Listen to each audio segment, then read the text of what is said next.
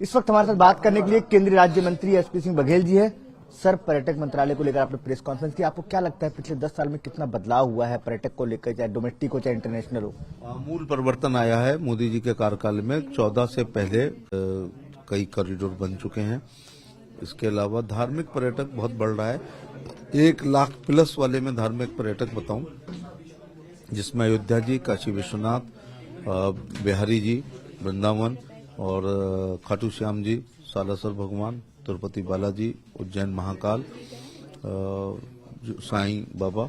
तो मैं देख रहा हूँ 1 लाख से ऊपर हो रहे हैं। इसलिए सरकार ने कोई वहां पर भगदड़ ना मचे, कॉरिडोर बनाने का काम किया। और कुछ कॉरिडोर माननीय अदालत तो में अभी विचाराधीन है, लोगों ने रेट किए हैं, तो उसका बजट बहुत बढ़ाया है। इसके अलावा पर्यटक आकर्षित हो तो हम ब्रांड एम्बेसडर भी बनाए हैं। इसके अलावा स्वयं प्रधानमंत्री जैसे लक्षद्वीप गए तो आप देख रहे होंगे कि लक्षद्वीप का फुटफॉल बहुत ज्यादा बढ़ गया है। तो धार्मिक पर्यटन स्थलों पर भी वो जाते हैं और जो ऐतिहासिक हैं उस पर भी जाते हैं। इसके अलावा हमारे जो राजदूत विदेशों में हैं वो लोग वहाँ पर हमारे कल्चर एम्बेसडर भी हैं। तो भारत में विदेशी लोग आए, ऐसे हमारे कलाकारों के कार्यक्रम वहाँ पे होते हैं। अब विदेशों में जाकर कथक हो रहा है, भरतनाट्यम हो रहा है, कुचिपुड़ी हो रहा है, कथकली हो रहा है, गरबा हो रहा है और भांगड़ा हो रहा है, बेहुआ डांस हो रहा है और राई डांस हो रहा है। और हमारे देश में हर राज्य की एक लोक भाषा है, लोक भोजन भी है, लोक भूषा भी है, लोक कला है, लोक गीत है, लोक संगीत है, लोक नृत्य है। इसको मोदी जी बढ़ावा दे रहे हैं और विरासतों का संरक्षण कर रहे हैं। कुंभ को लेकर कल प्रधानमंत्री मोदी भी वहां पहुंच रहे हैं और लगभग पूरी तैयारी होगी। आप किस तरह देखते हैं, क्योंकि बदलाव भी अगर देखा जाए तो कुंभ के मेलों को लेकर जो व्यवस्था है उसमें भी कई बदलाव किए गए।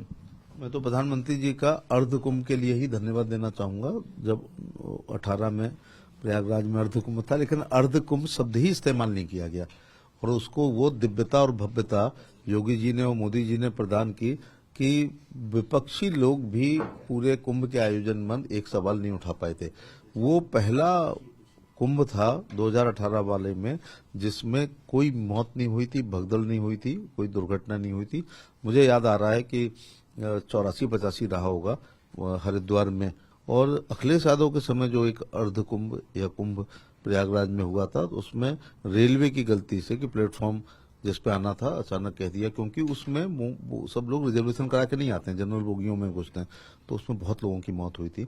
मैं योगी जी का धन्यवाद देना चाहूंगा कि शपथ लेते ही सबसे पहले काम 17 में जो हम लोगों ने शपथ ली थी, मैं भी उन दिनों वहां कैबिनेट मिनिस्टर था, कि सबसे पहले ही दिन लोगो जारी कर दिया था अर्ध कुंभ का।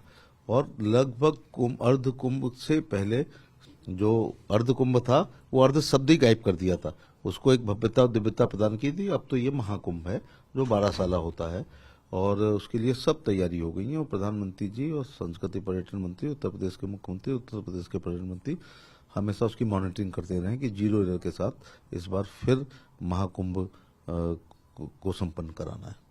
धन्यवाद सर, T20 से बात करने के लिए। कैमरामैन अरविंद रावत के साथ पंकज मानखड़े, T27 नई दिल्ली।